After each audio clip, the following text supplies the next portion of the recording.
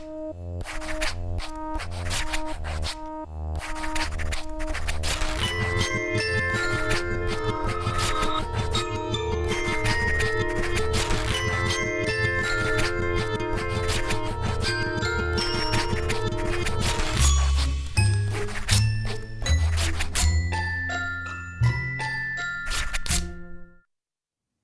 and welcome to Fora Extended Mix. I'm Tony Jones. Aboriginal leader and rights advocate Patrick Dodson was recently awarded the 2008 Sydney Peace Prize. Past recipients have included the former UN weapons inspector Hans Blix and the Palestinian activist Dr. Hanan Ashrawi. Well, Dodson is often called the father of reconciliation for his determination to build bridges between Indigenous and non-Indigenous Australians. Here Dodson presents the Sydney Peace Prize lecture, in which he urges Australia to follow the lead of the American President-elect Barack Obama. I now want you to welcome the man who's usually dubbed the father of reconciliation. Lots of other beautiful adjectives have also been used to describe him and his work. I'm going to invite him to listen to my brief account of the history of the Peace Prize. Please welcome the 2008 Peace Prize recipient, Patrick Dodson.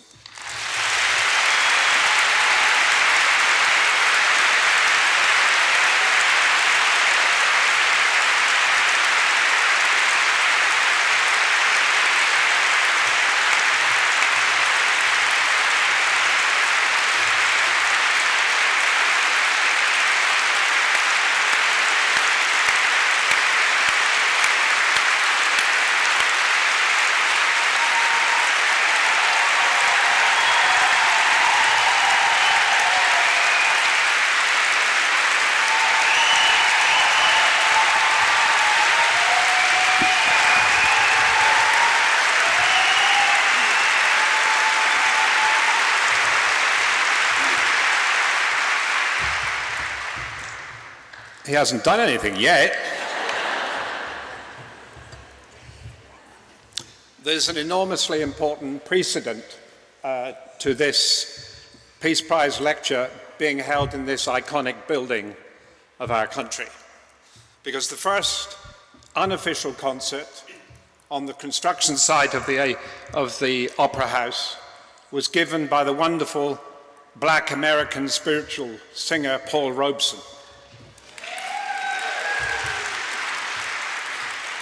And Paul Robeson knew about the oppression of the Indigenous people of Australia in the 60s and said that they were all his brothers and sisters. And he completed that concert by singing the Joe Hill freedom song, which contained the words, "Don't mourn for me when I am gone, but live always for freedom." The first official concert in this place was a performance by the Australian Opera of Prokofiev's opera War and Peace, a sort of Tolstoyan protest against the absurdity of war and with hopes for peace. In some ways, an echo of the wonderful speech given in Chicago about 90 minutes ago by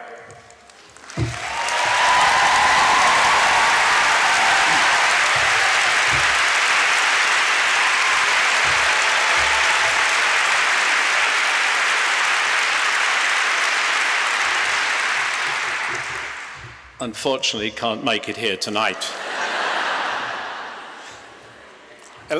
11 years ago, when we deliberated over the inaugural recipient of the Peace Prize, we chose a Bangladeshi professor of economics who was making loans to the poorest of the poor, 96% of whom were women. And that year, Muhammad Yunus gave the Peace Prize lecture with the title, "Peace is Freedom from Poverty." He was followed by that giant of the 20th century, who still seems to be firing on 8 cylinders, the inimitable Archbishop Emeritus Desmond Tutu. And then we chose a man who was already well known as a poet and a painter before he became a guerrilla leader and the first leader of the newest country in the world, Xanana Gusmao. And then came, thank goodness, the first Australian, perhaps one of the most popular people in Australian public life. We recognised him for his work with Indigenous people, Sir William Dean.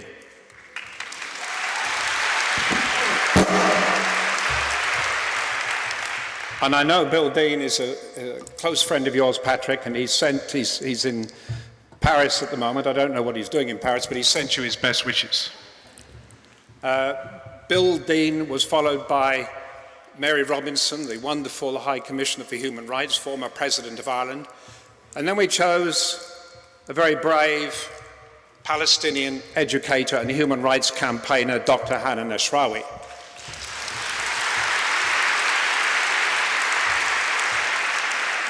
The following year was the turn of the very mischievous but wonderful Indian novelist and human rights campaigner Arundhati Roy.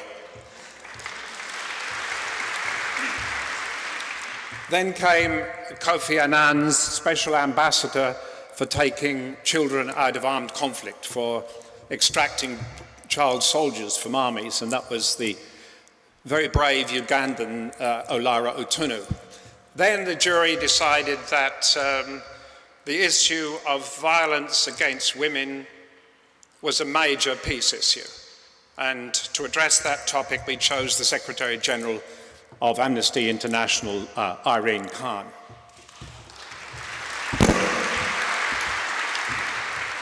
And then last year, the year before Patrick, we chose a man who had been working for disarmament most of his professional career. He was the director of the Disarmament Commission to get rid of the weapons of mass destruction, but most famously known as being the chief of the inspection team in Iraq, the man who told the American president there were no weapons of mass destruction, there were no grounds for war, and the war was illegal. That was Dr. Hans Blix.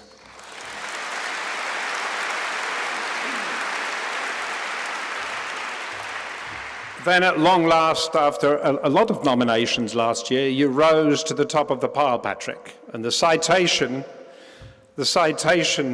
of which the jury crafted will explain to this wonderful audience why you were chosen. It refers to your courageous advocacy for the Indigenous rights, for the human rights of Indigenous people, for your distinguished leadership of the reconciliation movement, and for your lifetime of commitment to peace with justice through dialogue and other expressions of non-violence.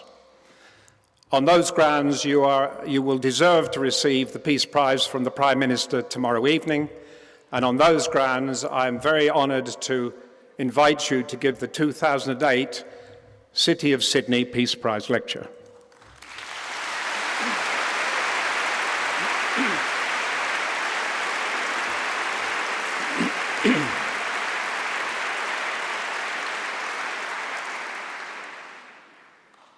Thank you very much for the warm welcome. I've titled this talk, In Search of Change Robed in Justice, and I've used a quote by Oodgeroo Noonuccal, which says, "Don't be surprised if you don't see change overnight, but try to change it." Ms. Mari Bashir, Administrator of the Commonwealth, Governor of New South Wales and Chancellor of the University of Sydney, Professor Stuart Rees and members of the Sydney Peace Foundation, and to you, many friends and many others who have come to listen to this talk by me on peace and justice in our land. I want to thank that Gadigal man for his welcome to his country. As a Yarra man, I come from the other side of the country, and it's very heartening to be welcomed into the land of the Gadigal people. And I acknowledge the Aboriginal traditional owners of the land on which we stand tonight, the Gadigal people, the Eora people, whose lands, rivers and seas are the foundations of this city that has welcomed us all here tonight. I acknowledge the Indigenous people who have gone before us and who reside on their own Aboriginal domains throughout this land, who guide and inspire us in our duties to the land, the sea, and the rivers of our country. I acknowledge them and thank them for sustaining our laws, languages, and cultures, often in great adversity and difficulties from the time of the Bulgarigara. I acknowledge the Indigenous leaders of this country who, since 1788, have negotiated and fought on our behalf so that our rights and responsibilities as the first peoples of this land might be acknowledged and practiced with dignity and respect. I acknowledge the Aboriginal Australians who have gone from this country, never to return, and are buried in foreign lands. They went as soldiers and servants in armies, fighting in defence of this nation. Some were removed from their natural families and taken to live in lands and fostered parents. Some were exiles, like Anthony Wayne Fernando, a Darug man from this country, who sought to expose the denial of our people to the world beyond our shores, and who died in poverty in London. He is buried with his countrymen, Yeramawanyi, in that city of the colonists so far away. I acknowledge those Aboriginal people who died in their country only to have their earthly remains removed by scientists, missionaries and governments and locked away in museums and medical laboratories across the world. Peace will only come when they are returned to their peoples in this land where they began. I acknowledge all of them. Tonight I also acknowledge and thank those non-Indigenous people who since 1788 and to this very day who have had the courage and understanding to stand alongside the First Peoples of Australia in support of our rights to our country, our laws, languages and cultures. Those of you who have given generously of your energies, talents and resources to work with us in our struggle for justice and recognition as the nation's first peoples, we thank and honour you sincerely.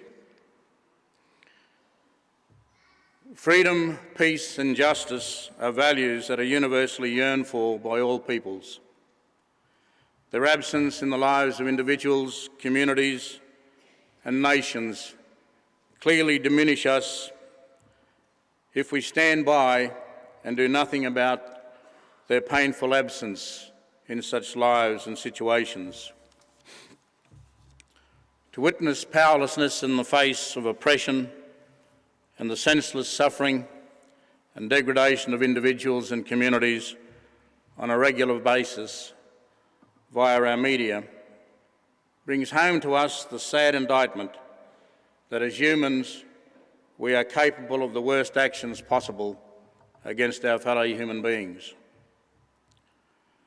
But when we see the isolated courage and courageous leadership of an individual, a community or a nation standing up to evil, we cannot help but be moved to praise and admiration. To be awarded this prestigious award alongside the previous international and national recipients is a humbling experience, and I am honoured to have been selected.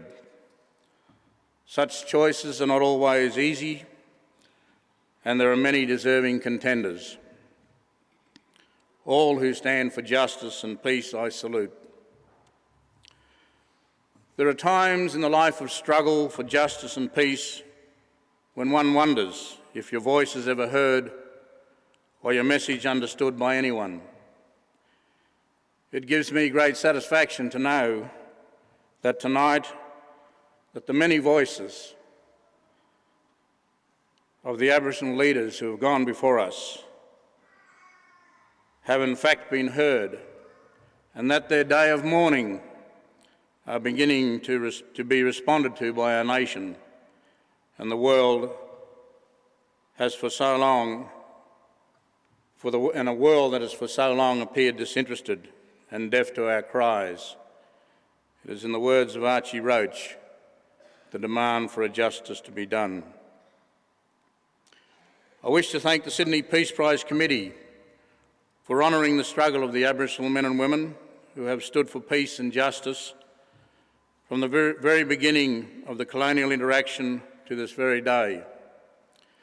And tonight I dedicate this award to the memory of those men and women of courage from across the country who have maintained the fight for our rights and as First Peoples, and whose sacrifices on our behalf are often forgotten, denied and denigrated. This honour tonight goes some way to restoring the rightful dignity of the past leaders of our people, and I acknowledge the sacred covenant that they have passed on to us to sustain and nurture our people,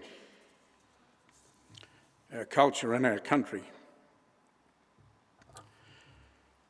To struggle for Aboriginal justice in Australia that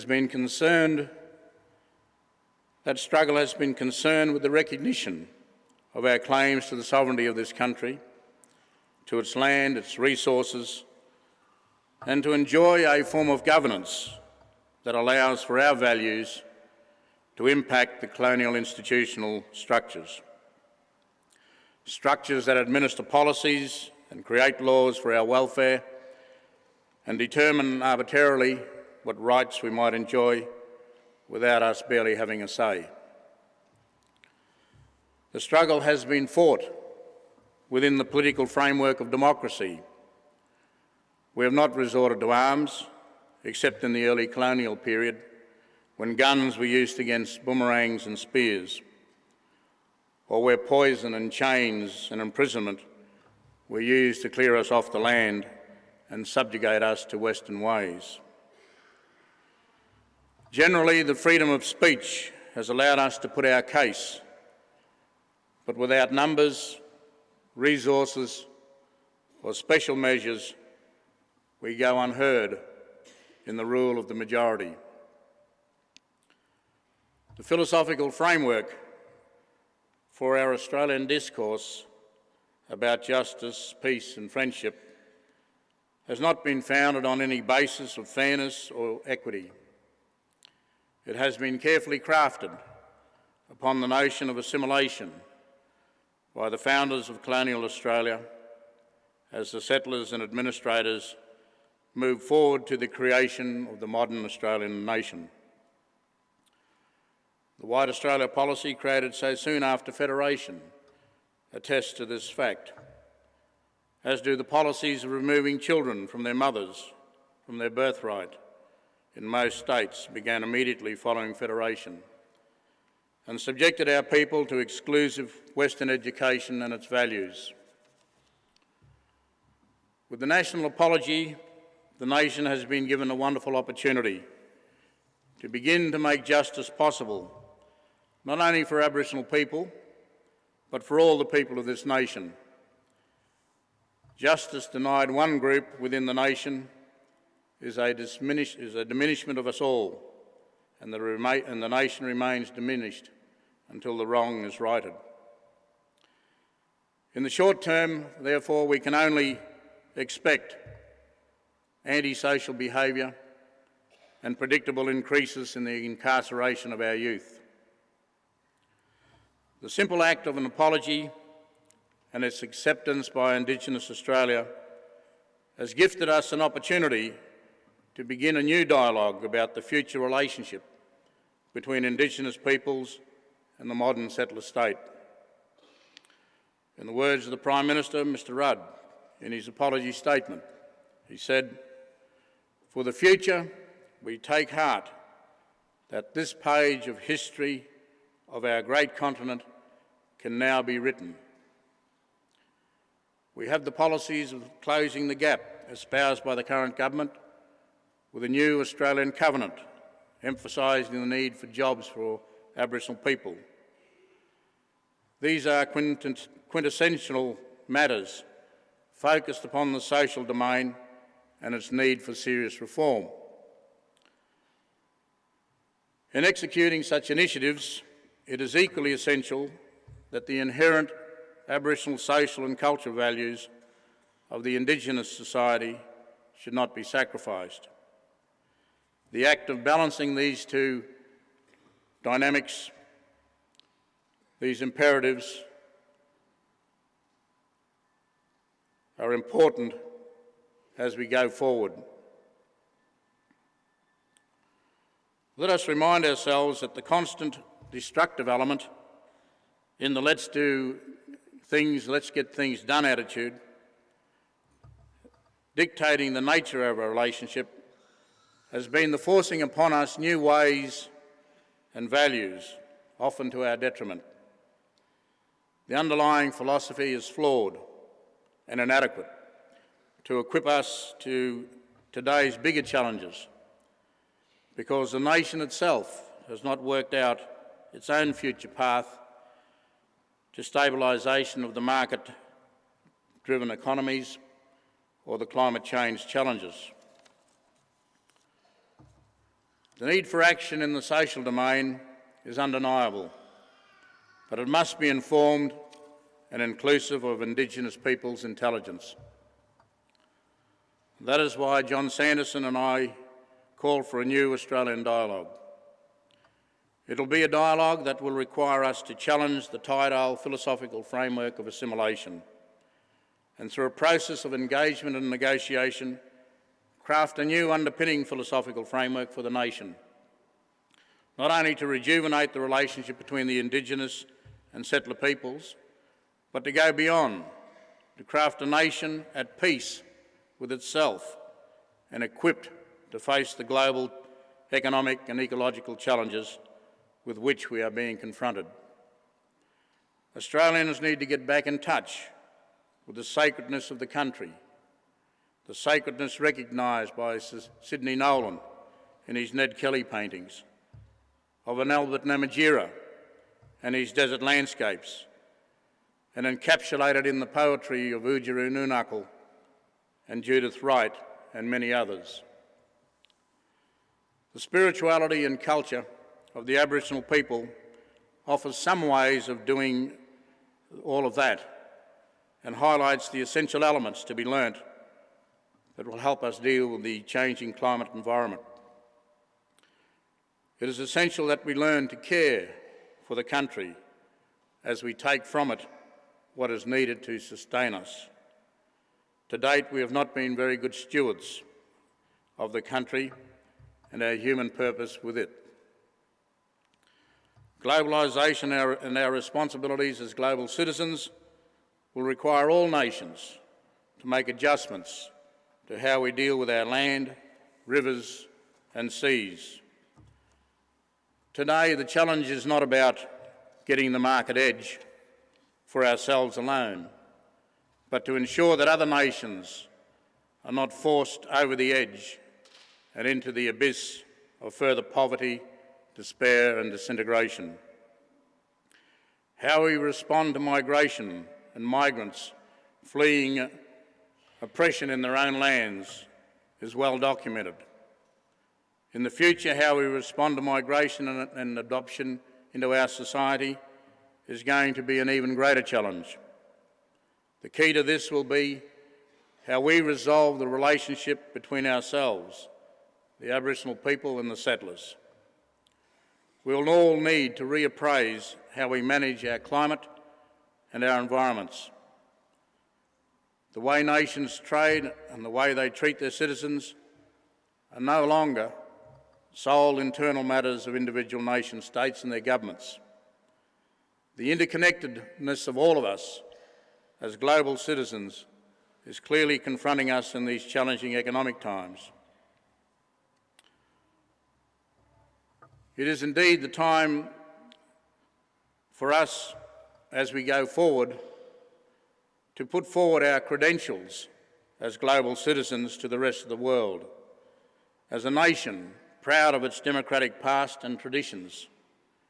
We need to demonstrate our capacity to be a mature global leader, prepared and able to accept the truth of our past, to bring a conclusion, a negotiation of the unfinished business between us. If we can advance a treaty, it will place us in good stead, not only to deliver us peace and justice for the future, but to present credibility to other nation states and their particular challenges. We must settle the colonial instruction to take possession of the land with the consent of the natives, if our future is to be founded on more than words and good intentions. Perhaps the challenge is not to be preoccupied with our status within the G20 of economic powers, but to be within the G3 of just and peaceful powers. It may have been a surprise to some in our nation, some of our national politicians, that the apology to the stolen generations was watched by thousands of people across the world. But as someone who was present in the Australian Embassy in Pretoria when our ambassador announced our government's intention to issue an apology, and watched the prolonged applause of diplomats and guests, you can be assured that we as Australians do not live within a nation that is isolated. We are watched and appraised. We are no longer an island continent, isolated. In this global world, we are obliged to think and operate universally. The sustaining of our planet and our environment cannot be separated from the way that we sustain our humanity, nor will our economic security be sustained if we ignore our responsibilities to our globe and its most precious commodity, our natural resources and human capital. We in Australia have the time, the opportunity and the resources to do something about the challenges that confront us at this time in our own history. However, we should not be complacent, but use the time well and undertake the reforms necessary to define what the global Australian is. And we should do in that process, we should build on the best of our traditions and on those moments when our intertwined history got some things right. We have emerged from the darkness of our Kyoto denialism to confront the challenge of climate change. The Ghana report stands as testimony to our capacity to confront this issue. It will require innovation in industry, clarity from governments, and resolution from citizens if we are to play our part. Political courage is also to be extended to those nations outside the G20, whose needs we must recognise and incorporate into the solutions we develop for ourselves. Competitors who are polluters of the planet must be embraced in developing the new technologies that will enhance all our positions. We are confronting the latest of our cycles of economic upheaval with all of the acumen and confidence that our business and industry sectors have at their disposal. These will be matters requiring patience and negotiations at every level to achieve the necessary outcomes. We'll have to make changes and compromises that will draw on our tolerance and goodwill so that all will benefit and not just a few. The near collapse of the international capitalist system managed to achieve what 60 years of the United Nations was never able to do: to force all the nations of the world to think and act globally, to bring some semblance of stability to the global economy. a good start. But let us now see if we can avoid what the French President, Nicolas Sarkozy, has warned us about. And let us be conscious that we should not fail to take the opportunities to carry out the structural reform required to avoid repeated disasters in the future. The restructuring of our systems that to date have benefited the 20% and denied the other 80% of humanity is clearly inadequate. These challenges require different moral drivers and standards so that there is not only more equality and security, but also a greater potential for peace and justice in the world. The third of our great challenges is still to be properly confronted: our futures as Australians. Australians in balance with our environment, living in peace and engaging in dialogue with our neighbouring sovereign states, and going forward as a society where the worth and contribution to the nation of every citizen is recognised, encouraged and supported. By this I don't just mean the future status of the Indigenous people and our recognition as the First Peoples. We must and we will confront that issue, and the apology is a good start in that process. However, compensation must be delivered as part of the closure of that part of our history. What I'm alluding to here is a complete consideration of how the citizens of this nation engage with one another and how we engage with the rest of humanity. The global forces are gradually eating away at our domestic security and advantages. So we must settle our differences and begin the task of defining and constructing our global identity. The President-elect of the United States, Barack Obama, has recognised that his nation's relationship with its First Peoples has been found to be flawed in many respects, and has committed his incoming administration to properly address the failures of his nation, to address the issues of health, education, cultural preservation, including making native languages preservation and education a priority. I'll quote you the commitment that he has given to his nation's First Peoples. He said, "The American Indians I've met across this country will be on my mind each day that I am in the White House. You deserve a president who is committed to being a full partner with you, to respecting you, honouring you, and working with you every day. That is the commitment I will make to you as President of the United States."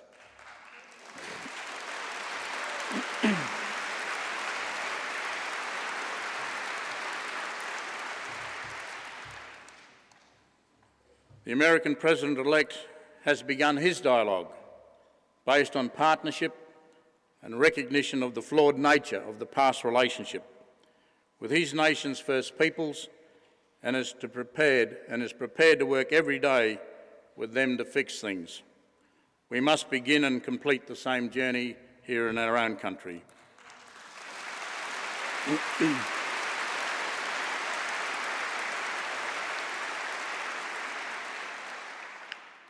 The Australian challenge has been multifaceted. All too often we have thought in very narrow ways about our coexistence, the Aboriginal people and the settlers. This paradigm has not allowed us to advance the position of the Aboriginal people because of the resistance of the settlers.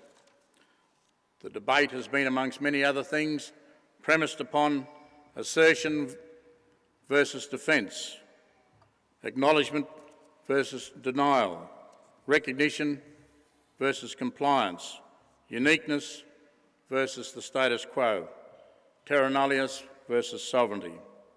We have argued and disagreed on every basis from the outset. The opportunity to begin in a practical manner is presented to us with the Australian Government's proposed Closing the Gap policy, which is about achieving parity between Aboriginal and settler peoples in such domains as education, health, employment and life expectancy. Resolving these issues at every level is absolutely essential if Aboriginal people are to play any relevant role in the future of this nation. And our commitment to meet the goals set out between short-term and long-term cultural sustainability in these policies is a matter of urgency. We need to achieve a fundamental balance, or no one should be in any doubt. Our Indigenous peoples are facing an apocalyptic disaster if both the cultural and the social demands are not adequately met. This for their own good approach has failed us in the past and it continues to fail us in the future. If we do not change the basis of our thinking of who the Aboriginal people are, we are destined to fail yet again. The review into the Commonwealth intervention in the Northern Territory is but the most recent report which has highlighted the need for consultation, negotiation and partnership in dealing with any sector of the Australian community on whatever the issues might be. Certainly paramount for Aboriginal people.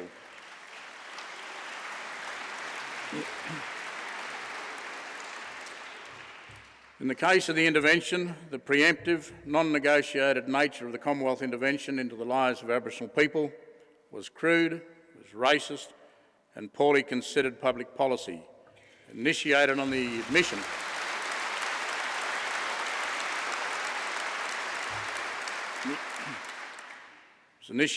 admission of at least one former federal minister for purely political electoral gain. The legislative response to allow the intervention was, in my view, some of the worst legislation ever passed in any Australian parliament, and the racist and discriminatory elements of that legislation should be reviewed and removed from the statutes.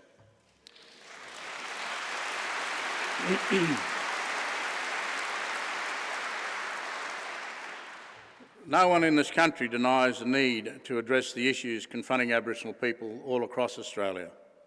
But the failure by the government to enter into a dialogue and negotiation over the nature of that engagement with the Aboriginal society in the Northern Territory will be seen by Australians in the future as the model of the worst practice imposed of public policy and a further addition to the litany of administrative disasters that gave us the stolen generations.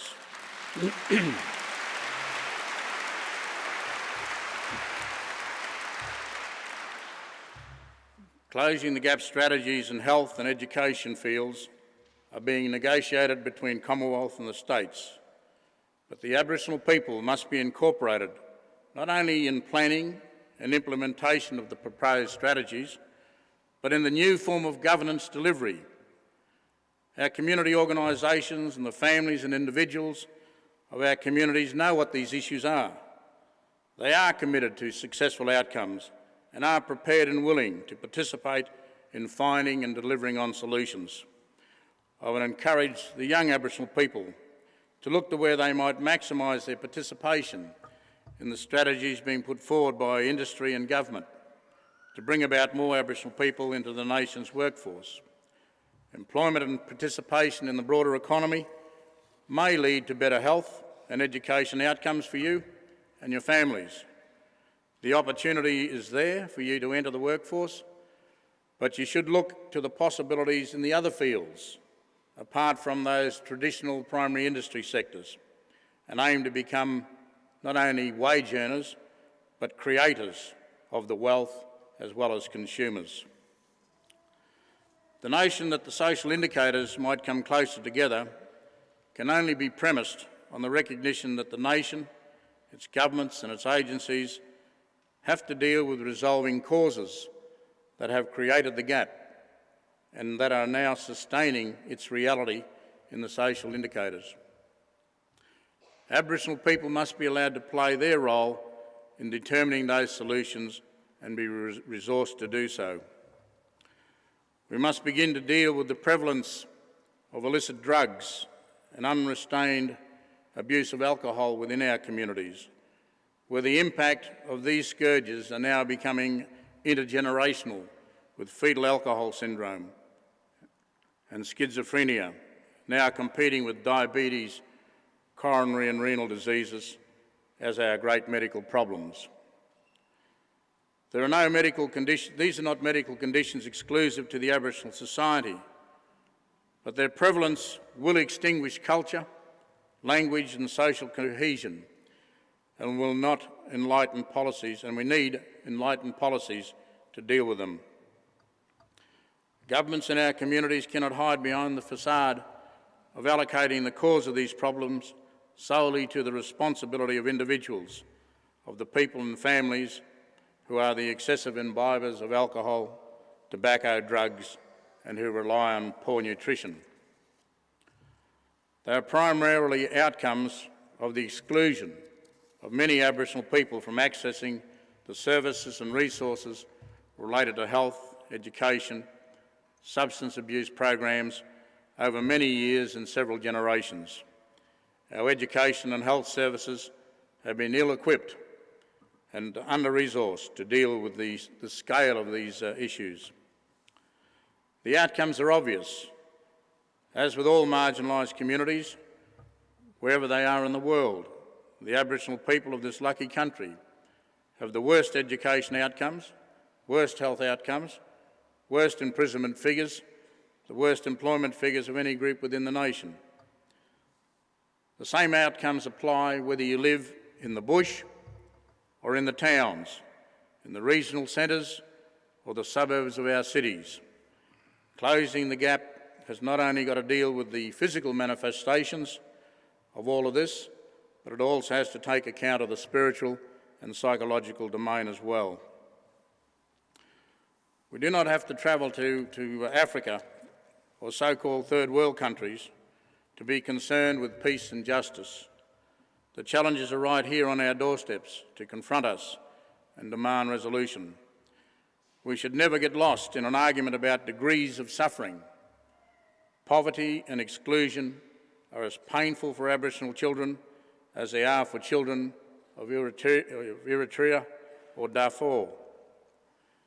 At the heart of much that confronts our nation and all our societies is the nature of recognition, love and respect. We must recognise that the relationship between the settler society and the First Peoples to date has been dramatically and fatally flawed, and that a new relationship between our two societies must be constructed through negotiation and dialogue. The Aboriginal community itself must come to terms with the reality of our contemporary situation and deal with whatever the causes are of alcohol and substance abuse issues, whatever the denial that has resulted in our dispossession, whatever the outcomes of poor government policies on our communities, these are the results that confront us. Like the victims of a hit-and-run accident, there's no point in bemoaning our fate. We must contribute to our own healing and rehabilitation. It is discriminatory that there is no special framework to deal with compensation. We know that, so let's do something about it. It is the health and well-being of our Aboriginal societies that is at stake, and we must all contribute to the healing process.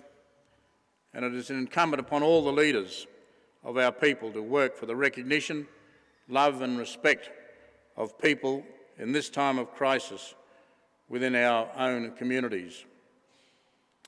Much of the Closing the Gap policy, much about that policy is laudable, but it is not compensation, and it can never be used as compensation to those individuals who suffered under the child removal policies aimed at ridding Australia of its Indigenous peoples. This singular matter stands out, above all else, in need of rectification. Some years ago, I was impressed by the fact that South Africa, as a nation, did not implode on the transition from the awful apartheid regime to the democratic modern republic. The population imbalance, the trade embargoes, plus the years of struggle of people denied peace, freedom and equality all played their part in this. the desire for justice and peace and a democratic interface that would recognise, love and respect all of its citizens were powerful drivers in achieving this in South Africa. I also learned of the Montfleur dialogues, which helped with developing a dialogue that would help contribute to the formulation of the philosophical, institutional and constitutional framework of the new Republic of South Africa. It was this dialogue that interested me after 6 years of having chaired the Council for Aboriginal Reconciliation in Australia and witnessing the Howard years of denial and the removal of measures to advance Aboriginal people in this country. The election of Mr Rudd at the recent election has not dissuaded me from the view that there is a need for a new Australian dialogue to enhance and build upon this government's good intentions towards healing and establishing dignity for the total Australian nation. The Australian dialogue has as its focus the development of strategies for national and regional change. Aboriginal people must be involved, and the broader Australian population must accept that without such a dialogue, we'll run the risk of repeating the worst aspects of policy and the treatment of Aboriginal peoples, as was the case in the past. Further, we as a nation will forever remain in the backwaters of the colonial legacy if we do not begin anew. The Australian dialogue is about tomorrow and endeavouring to enable a greater connectedness of Australians to the country and the importance of our unique environment. It is about developing ways to appreciate the original peoples of this land and to change attitudes to the manner in which support and appreciation of their contribution to the new challenges and how they may be made. The dialogue will help remove for us the concept of terra nullius, a land without people, to a land where we care for a land that we care for and where the values that the Aboriginal people have developed will help to sustain the land and its people in line with the sacred covenant that we have. We might mutually develop the trust, the love and appreciation of this uniqueness and use it respectfully to confront the challenges of climate change and social cohesion. If Australians think that there is enough vision around to lead us through the 21st century, and we can continue to operate using the old ways of doing things, we will not bequeath to our children a legacy that will equip them for tomorrow. If Australia does not overcome the hang-ups that still surround our thinking and reject the values of the White Australia policy, we're going to be forced to that position by our needs for more immigration and the growth of nations like India and China, or the demands from the smaller Pacific nations and islands of Asia and the Pacific. Humanity itself will demand our response, and we now have to prepare diligently. Australia is no longer a British colony with Mother England to fall back on. We are an Asian Pacific nation by geography and quickly becoming one by social demography. We can no longer have a schizoid approach, presenting one face to Asia and the Pacific as tolerant and accepting society, while treating Aboriginal people only as social welfare mendicants. The facade has been removed, and it will be the lack of honesty that will haunt us if we do not act now. The question asked by Michael Long of Prime Minister Howard, "Where is the love for my people?" remains valid and still requires an answer. How are Australians going to justify themselves as one of the oldest democracies but fail to sustain one of the oldest living continuous cultures, which is now part of its nation's stewardship? What has to be done if we are to have a nation that delivers justice and peace for its citizens? The failure of Governor Phillip to follow the instructions of the British Crown to take possession of the land with the consent of the natives must be righted. The theft of the land and its resources and the destabilisation of we, the Aboriginal peoples, must be acknowledged and appropriately recognised by giving to the Aboriginal peoples a recognition that is substantive within our Constitution. The nation has to develop and commit resources to culturally sustainable policies of language and customary culture practices. It has to recognise the covenant that we have with the spiritual and the sacred substantiation of our very existence. We're not from the Abrahamic God-related tradition. We come from the Bulgarigara. We come from the spiritual base of this land, and that has to be recognised. The Closing of the Gap policy and employment covenant has to deal with misuse of alcohol and drugs and other substances.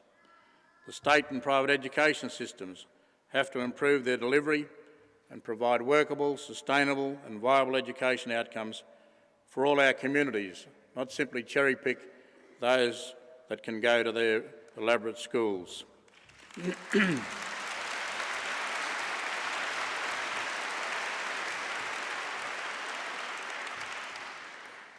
The enhancement of Aboriginal-controlled organisations has to be revisited, and their role in the delivery of communications, the information technology, education and the social revolution must be made sustainable so that they can play their valuable roles. The day I dream about is the day when justice with peace has arrived in Australia, when we have an absolute zero incarceration rate. We are no longer overrepresented in the bottom end of the social indicators of life, and our nation has substantially recognised us in a new inclusive constitution. We stand here tonight in this magnificent building on the banks of the harbour, where our journey began some 220 years ago, on a point of land named after a man whose reputation was ultimately maligned by those who failed to comprehend the nature of his Aboriginal being and instead declared him a drunk. Our nation, Australia, now has the chance to construct a new society built on equality and justice and in harmony with the land and its people. It is not an impossible task that we are provided with, but we have to undertake it and have love and enthusiasm to begin this journey. And if we do that, the rest will follow. Kaliyam.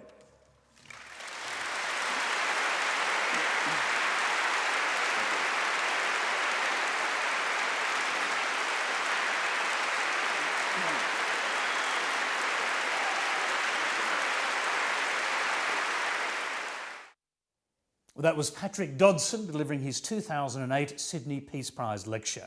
And that's all for today. I hope you enjoyed the show.